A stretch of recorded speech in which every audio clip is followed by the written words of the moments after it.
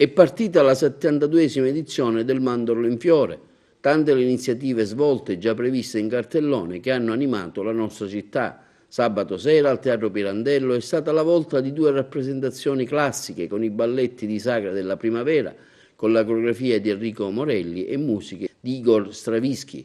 La prima, Le Sacre, ispirato ad un'antica leggenda slava. Secondo il mito, a ogni primavera una vergine doveva essere ritualmente sacrificata affinché la terra potesse rifiorire.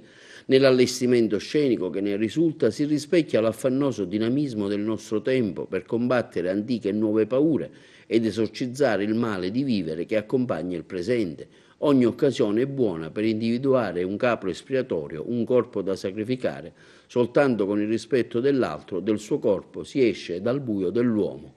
A seguire i ballerini hanno eseguito un balletto sulle musiche di Ravel dal suo Bolero con la coreografia curata da Michele Merola. Ricoperti di polvere, confusi nei loro vizi, un gruppo di istrioni scenano sulla piazza metafisica del palco La Passione di Carmen.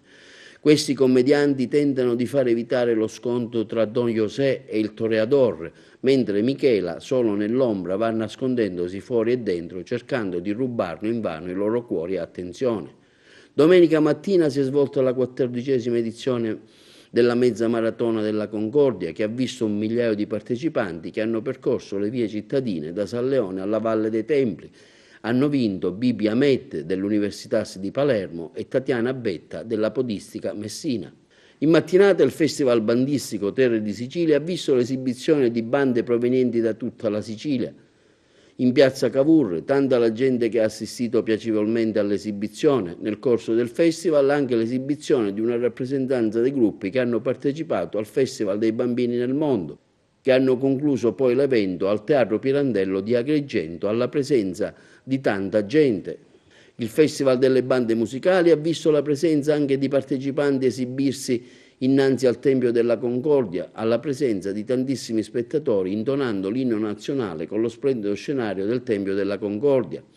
Le bande musicali che si sono esibite domenica pomeriggio erano composte da oltre 900 musicisti in rappresentanza di 23 bande. Soddisfatto l'assessore al turismo Barbagallo, sponsor dell'iniziativa, che ha dichiarato: vogliamo inserire le bande musicali nel circuito delle eccellenze siciliane, avviando delle sinergie per promuovere e valorizzare i professionisti siciliani che arricchiscono con le loro esibizioni l'offerta turistica. Si è trattato del più grande raduno bandistico mai realizzato in Sicilia e sono sicuro, continua Barbagallo, che appassionerà tanti turisti coinvolti dalla storica Kermesse. Unico neo nel corso della giornata l'intenso traffico venutosi a creare in città, nonostante gli sforzi dei vigili urbani che hanno cercato in tutti i modi di smistare il flusso di pullman provenienti da tutta la Sicilia, a contribuire anche la 640 chiusa che ha provocato un vero caos.